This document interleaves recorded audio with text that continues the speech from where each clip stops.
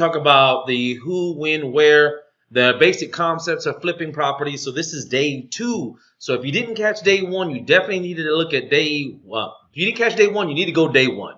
Don't try to skip ahead because you're gonna be like, what the hell? So, anyways, today let's we talked about everything, the basic concepts, finding a residential flip.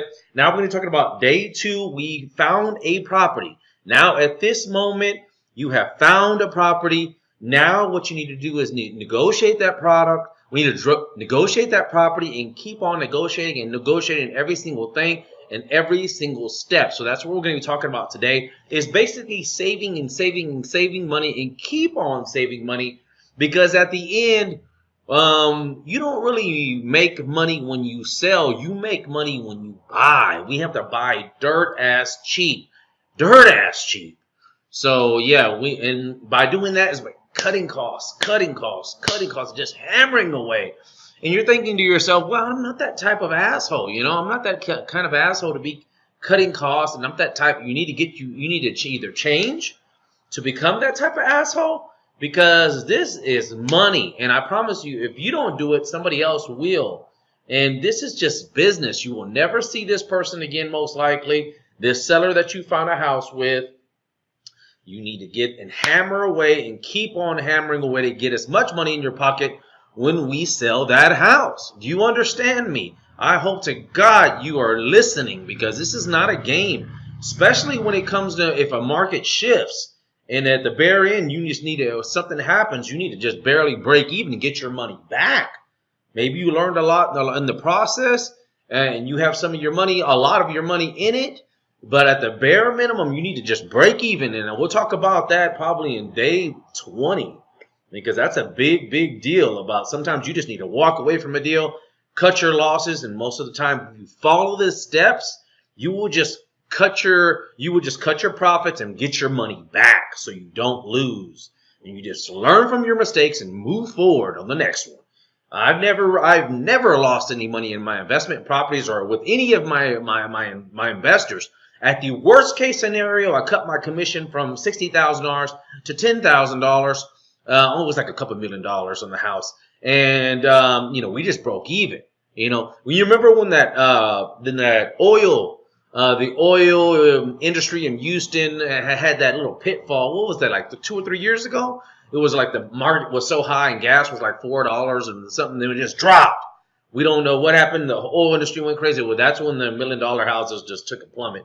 So I had to, just break even. My buddy, he spent $100,000. It was I made $30,000 or $10,000 or something, and he just got all his money back and just broke even, and we got out of that luxury industry. Anyways, by far more, let's talk about it. Got my notes here to stay on tact. Okay, so we found a house. The first thing that we're going to be negotiating with, or I'm going to be talking about, is the contract itself. You found a house, you wrote the contract. Couple of things you need to make sure that you write the contract well, and you need to make sure you're writing these contracts with loopholes.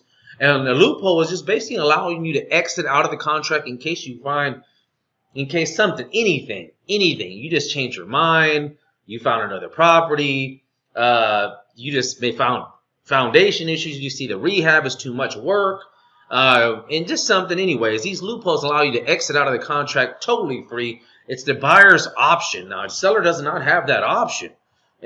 He's locked into it, unfortunately. If you write the contract just the way I say, you write the contract where he's locked in, but you have an option to back out during the option period.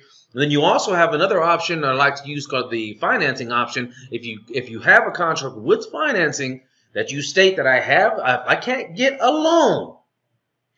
If I can't get a loan that has these requirements, like the interest rate that I like, that's a good one, because you can put in there 5% or 4%, and investment right now is 6%, and our minimum 6% if you go to regular bank and 10% if you go to hard money. So anyways, but with these little things that you need, with the criteria that you want in a loan, allows you to back out. Not saying that you can't get a loan, but you can't get a loan that fits this criteria, allows you to back out of the contract. Then there's other loopholes to back out once you get the commitment, the title commitment. A title commitment is just saying, hey, title company saying, hey, this is what the house has, the meets and bounds, and these are the deed restrictions, and all these little legal things that go with that property.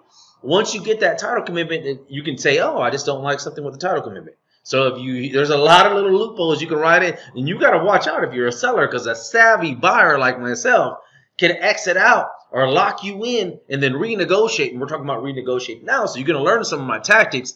Not all of them, but you're going to learn some of the coolest tactics that I have to save you a ton of cash. And that's what my whole thing is about, is just giving back to the world, giving back to society, and helping those people that, want to make some extra cash flipping properties. There's plenty of business out there. There's lots of business out there. Get out there and knock on doors. You can make it happen. If I did, a kid from the streets and gutter and food stamps and welfare and from nothing, if I did it, you can do it. So, okay. So we talked about that. We talked about loopholes, getting out of the contract. Make sure, because we have found the house, getting out of the contract. Now we're going to be talking about fees. So you got to watch out with fees from the title company. I want you to get a couple of different rates from the title companies. So you say, okay, they're going to say, oh, it's just a standard. I promise to God, they're going to say, oh, Alan, it's just a standard. The state does it. Okay, tell me other fees you got there. Notary fees, delivery fees, house fees. They add all these little fees in there. It's just ridiculous. So if you find someone good, Fidelity National Title is good. Kimberly Warren, unfortunately, she just retired. Oh, my God, I miss her forever. I've been working with her for the last 15 years. Anywho, there's a lot of different ones. Call around, sit in, ask for their fee sheets and tell them, hey, this is the house. Can you give me your fee sheet? They'll send it right over to email it to you. Then you want to create a relationship with them because they can do a lot of work for you. But that's going aside. Then we're going to be negotiating the inspection. Okay, the inspection. Okay, when you're going to ask for the inspection report, a lot of people give up here and they leave so much money on the table. They're like, I don't want to be an asshole, Alan. It's not about being an asshole. It's about saving money. You're never going to see. This is business. This is business. This is business, folks. If you're not in the industry of making money, then you're in the wrong industry. This is anyway. So when the inspection, you get that inspection report. You can even write it in the contract where the buyer pays, or the buyer will refund your inspection money, $350 to $700 depending on the house's square footage. So yeah, if you don't like money, then I don't know, bro. You don't do it. If you want to give away money, go ahead. Get you another realtor that doesn't know what they're doing. Anyway, so then we got survey. That's another thing that just gets overlooked. And so you got, let's see, inspection, $350 to $700. Survey, $350 to $700 again. So $350, that's $700 you can find, put in your pocket, put in your kid's account, buy yourself a nice coat or a bag or something. Anyway, so now we're going to be talking about loan officers. Now, different rates. You don't want to just go with one loan officer. I promise you this. You want to go with multiple loan officers. I would say 2 or 3. Give them the quotes. Make sure they're in Texas because they are in a state that has to abide by rules. It's like a closing settlement statement, or it's like a loan estimate sheet. They have their own terminology. But what I like about it is in Texas, they don't allow you to bait and switch you. Well, they used to back when I first got started 15 years ago. They can bait and switch you. So like, oh, we can get you 3%. And then at closing table at the last minute, when you already have to close on the deal, they're like, well, it's 4.25%. And they earn money on the interest rates. So loan officer, I have a loan officer license. So, well, we make money on the higher interest we sell to the client. To the customer. Oh, that's another thing. In the state of Texas, states that a loan officer doesn't have clients. So the client means that we put the client first. That's the difference between the client and the customer. A customer, no, we put ourselves first. The loan officer will put themselves. I don't really practice loan officering anymore because I don't know, but I have a loan officer's license. Anyways, so what happens is the loan officer looks after himself first. Now, not like a realtor. A realtor has a fiduciary responsibility, kind of like a lawyer. And they have to, by law, they have to put themselves second behind the client. Make sure the client is well taken care of. Their license. Unfortunately, they don't do it all the time. There's some great realtors out there, but there's some shitty realtors too. They just don't know what they're doing. You only need a GED in about 2 months or less to get a real estate license. So you can't tell me they're all great. I love them to death. And there's some super great ones that can save you time and headaches, but there are some shitty ones too. So anyways, okay, so now we talked about every single thing about saving money, negotiating, and getting some exit loopholes. I wanted to get something here. 20 down, 20 to, okay. So if you have 20% down and you have to get a loan, This is a good thing here. So getting a loan, do you want to write that into a contract? Because if a seller sees, this is one of the tactics that I do want you to use, because we're going to use our hard money or our cash to get us a great deal. Not in a good deal, not a okay deal. I mean a great deal, 30, 40% off. So we need to go in there and write that contract, say $70,000 cash. We're going to close in 14 days. You're like, Alan, I don't have $70,000. I already hear you out there. I'm already listening. So don't even worry about it. We're just writing into the contract. If you don't have it, we're going to put that. Let's put the earnest money as low as possible. Earnest money is just like a deposit. It goes towards the house. You get it back. If you have the loopholes that I'm telling you to do, you get the money, earnest money back. So you're like, well, what's the worst you can lose? You lose $250, $500. Worst case scenario. But you're not going to lose it as long as you follow my rules, please.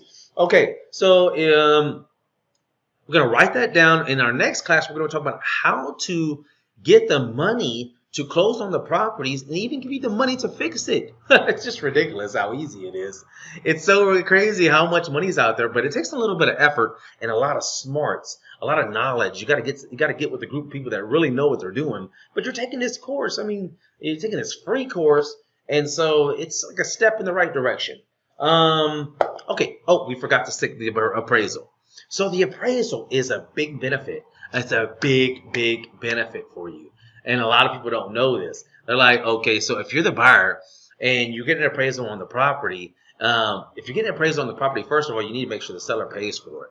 Write it in the contract. I don't care if you say, Alan, that's a little sneaky, isn't it? It's not my fault the seller didn't read the damn contract, folks. It's not my fault. I'm putting him a plain black and white offer on the table. It's not my fault he didn't read it. If I have a real estate license, so I have to give him a little paper in there too. Say, I hold a real estate license and I'm not representing you. I'm representing myself or my client. Sorry. I'm here to save money. I'm an investor. So anyways, so he doesn't know when he goes to closing and he says, oh, wait a minute, there's a $350, $500 credit for appraisal.